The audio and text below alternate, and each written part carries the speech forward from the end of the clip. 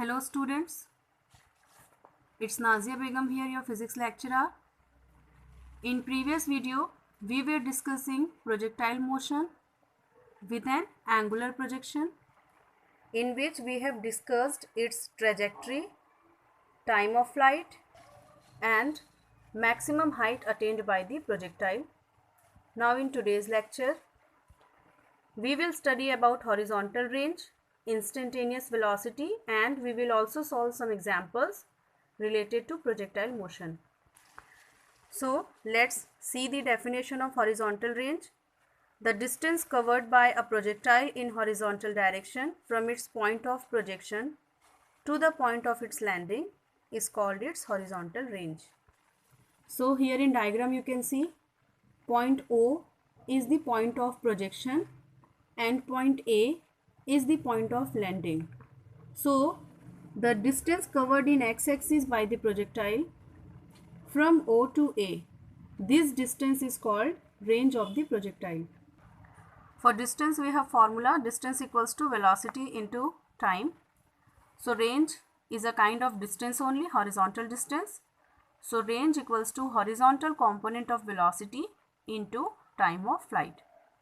Now when we put the value of horizontal component of velocity and time of flight from the formula which we have derived, 2u sin theta upon g, here u into u become u square, then we have these two which we have written here, 2 sin theta cos theta upon g, and the value of 2 sin theta cos theta is sin 2 theta. Okay, so from trigonometry we have written the value here. So we got range r equals to u square sin 2 theta upon g. So this is the equation for horizontal range. Now what will be the maximum value of range? The maximum value of range will depend mainly on angle, okay, angle with which the projectile has thrown, and that is theta here. The maximum value of sine is 1. The values of sine is between 0 to 1, and the maximum value 1 we get when the value of sin theta is when the value of theta is 90 degree, okay, because sin 90 degree equals to 1. So that time only we will get the maximum value of range also. Okay, here you can see u square and g is there, they both are constant. U is the velocity, initial velocity, which is constant, g gravitational acceleration, this is also constant. Then the value of r totally depends on theta. So if the value of sin 2 theta is 1, so that time here you can see if sin 2 theta equals to 1, so here when we are getting the value of 1 in sin theta, when the theta is 90 degree, so here in place of 1 we will put sin 90 degree, sin cancel, and 2 theta equals to 90 degree will left. So from here we get theta equals to 45 degree. So that means the maximum range in the projectile motion can be achieved when we throw the projectile by an angle of 45 degree. When we put theta equals to 45 degree here, 2 into 45 become 90 and sin 90 become 1. So we will get this value, r maximum equals to u square upon g, and this we attain by throwing the projectile by an angle 45 degree from the horizontal. Now the next term here is instantaneous velocity. The velocity of a projectile at any instant t during its flight consists of two components. These are, first, horizontal component of constant velocity ux, as we have already discussed that in horizontal direction there is no change in initial velocity, and b, vertical component of uniformly varying velocity uy. This also we have discussed that how the vertical component of velocity changes when the height increases, the value of uy decreases. When the height attained its maximum value, uy becomes 0, and as the height starts decreasing, uy again starts increasing. Okay, so the value of uy is continuously changing in projectile motion. So at any instant, if we have to find out the velocity of projectile, so that time what formula can be used? Here in this figure you can see one projectile has been thrown by making angle theta with the horizontal at a point P. Okay, suppose after time t the projectile reaches at this point P. So at this point we have to find out the instantaneous velocity. So as we already know, the horizontal component ux is given by u cos theta and vertical component uy is given by u sin theta. Ax, that is acceleration in horizontal direction, that is 0 because u cos theta is uniform, it is not changing, so acceleration is 0. And ay, the change in velocity in y direction exists, so that's why ay here is minus g. It is equals to gravitational acceleration. Thus for motion in x direction at point P, from the first equation of motion we have v equals to u plus at. Because it is in x direction, so that's why we'll take all the x components, put the value, and we get this vx equals to pn. Similarly for y direction, when we put all the values, we get vy equals to pk. Okay, what is pn and pk? So here in the diagram you can see this pn, it is in horizontal direction. Okay, so this is the horizontal component of velocity, and pk, this is the vertical component of velocity.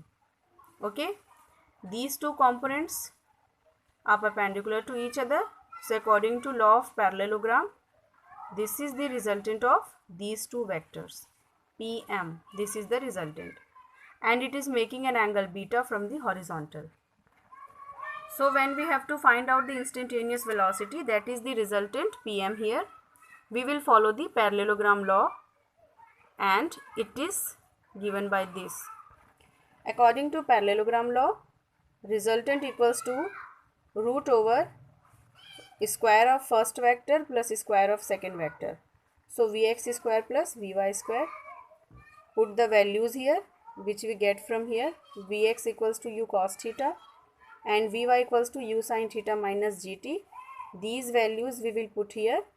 Okay, and then we solve it by opening the bracket by a minus b square. After opening that, we have opened the bracket, then we take u square common from these two terms. So here we have u square in bracket cos square theta plus sin square theta minus this term we have written here. Then cos square theta plus sin square theta equals to 1. So then we have v equals to root over u square minus 2gt u sin theta plus g square t square. Okay. So this is the value of instantaneous velocity here. Now let us find out the value of angle beta, which is between instantaneous velocity and horizontal component of velocity. Okay, and because it is, see, pm here is in form of a slope, and slope is always represented by tan theta. Okay, one thing you always remember, that base, that is horizontal line, that is always represented by cos theta, vertical line is represented by sin theta, and the slope is always represented by tan theta, which is the resultant here. So we will find out the value of tan beta, and tan beta equals to perpendicular upon base. Perpendicular means y-axis and base means x-axis. So vy upon vx. Then by putting the values, we get this equation. Okay, then this equation can be written like this in separate form. U cancel, sin upon cos we get tan theta minus gt upon u cos theta. Okay, and beta equals to tan inverse tan theta minus gt upon u cos theta. So this is the value of angle between them. Pm is along the tangent drawn to the trajectory of projectile at point P. So it is the direction of PM along the tangent drawn to the trajectory of projectile at point P. So here we have completed the derivations in projectile motion. Now let's move to some problems. When we solve the problem, then we will understand that what is the practical application of these equations. So here we have the first example. Galileo in his book Two New Sciences stated that for elevations which exceed or fall short of 45 degree by equal amounts, the ranges are equal. Prove this statement. Okay. So I think now you don't understood the statement. So let me clear the statement first. What Galileo has stated: for elevations which exceed or fall short of 45 degree. That means if there is any slope or elevation which is either more than 45 degree or less than 45 degree, okay, by equal amounts. That means suppose it is 50 degree or 40 degree. So 50 degree is 5 degree more than 45 and 40 degree is 5 degree less than 45. So in both the cases the range will be equal. Are you understanding this? The maximum range we can attain in projectile motion when the angle is 45 degree. When the angle is 45, then we can attain the maximum range.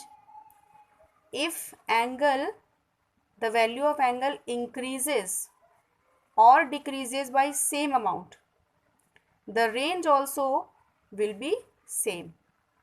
Like if the angle is 30 degree, so it is the 15 degree less than 45.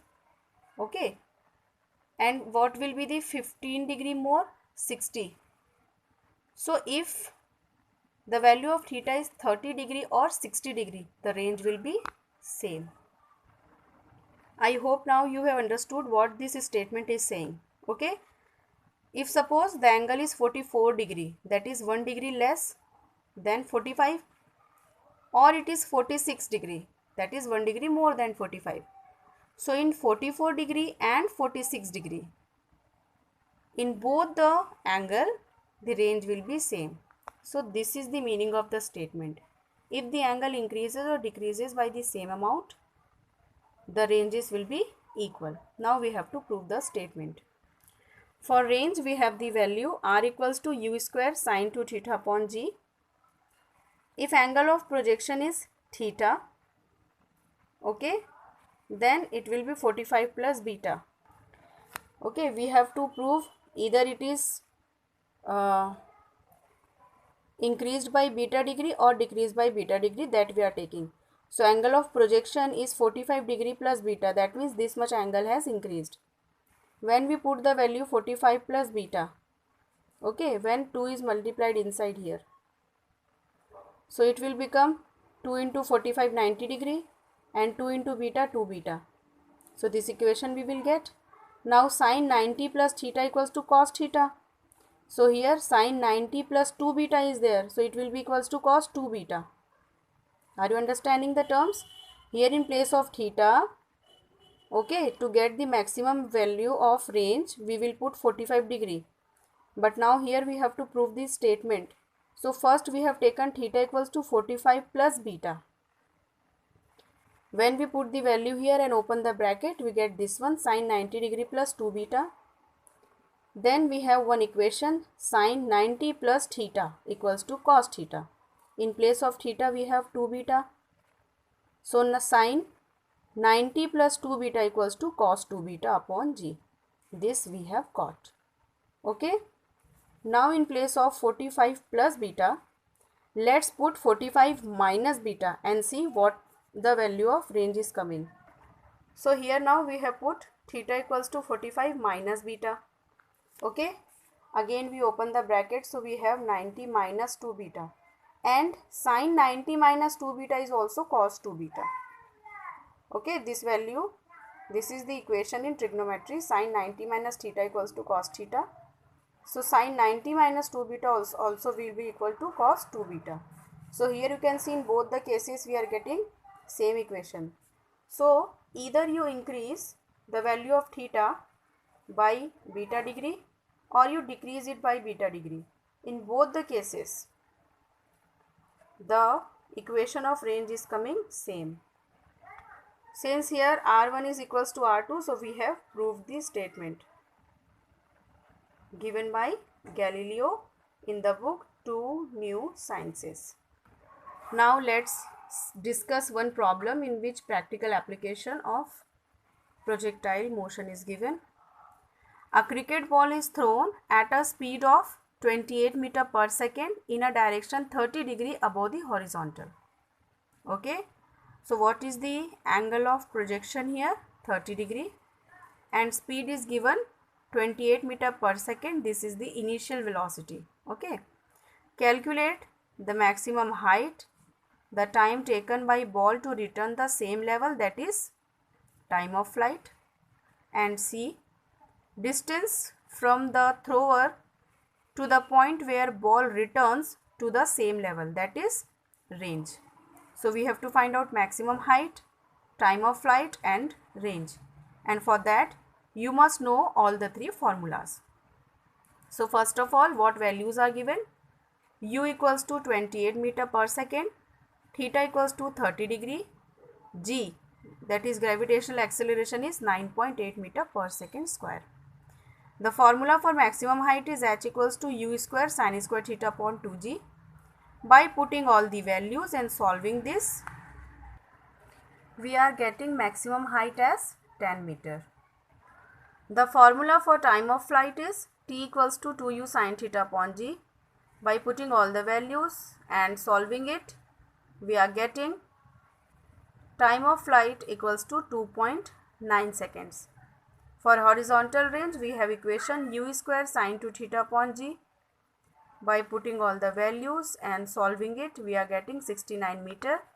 Here one thing you have to be careful, because it is sin 2 theta. Okay. So that's why here 30 degree is the value given in question. But when we write 2 into 30, it becomes 60 degree. So here we put the value of sin 60 degree, that is root 3 by 2. And when we solve this, when we are getting 69 meter.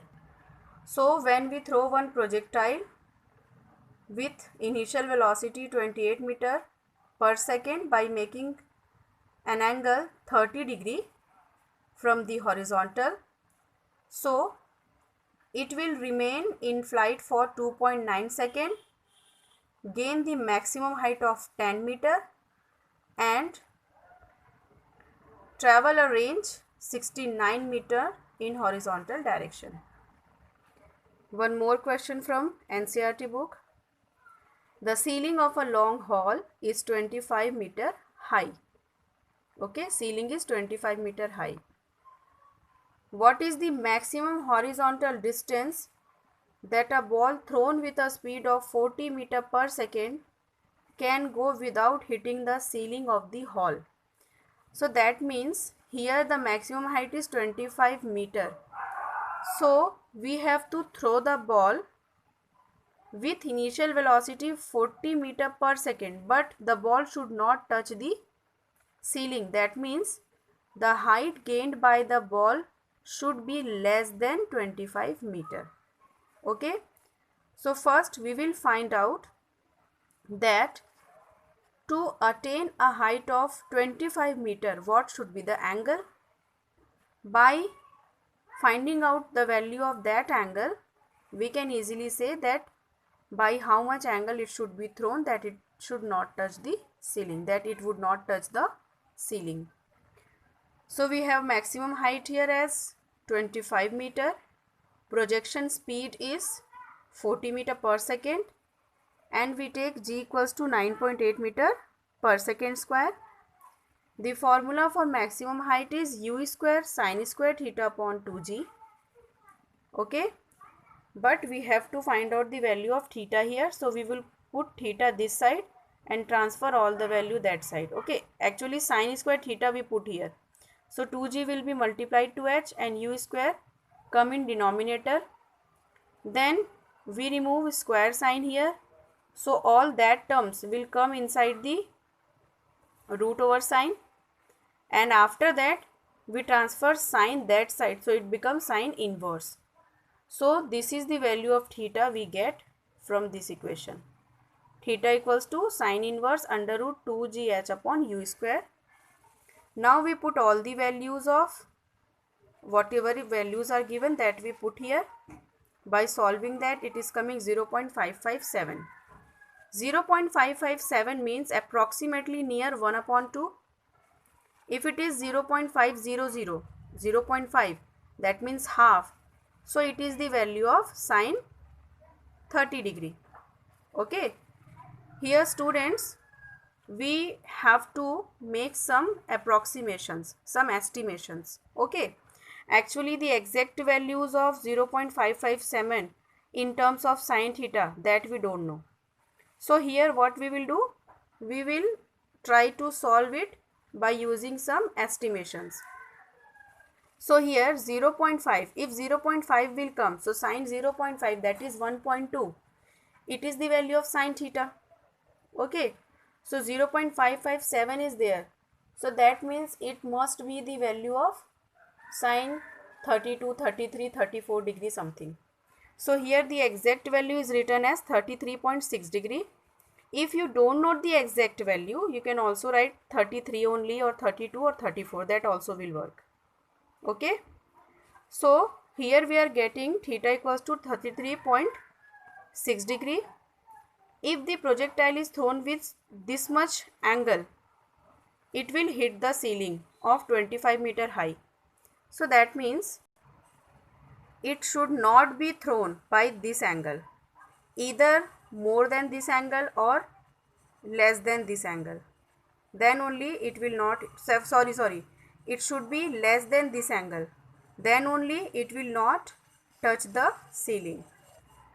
Now for this value of theta, let's see the value of r. So here we put sine 2 into 33.6 degree.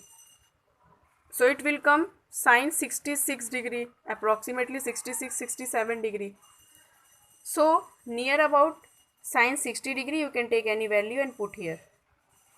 And then solve it, you get r equals to 150.5 meter. And mostly when in exam these type of values are coming, they are already given in question paper. Okay, so you don't have to by heart them. But if suppose it is not in question paper, so that time you can use your logic and put some values which are near to these values. Okay, this value and this value.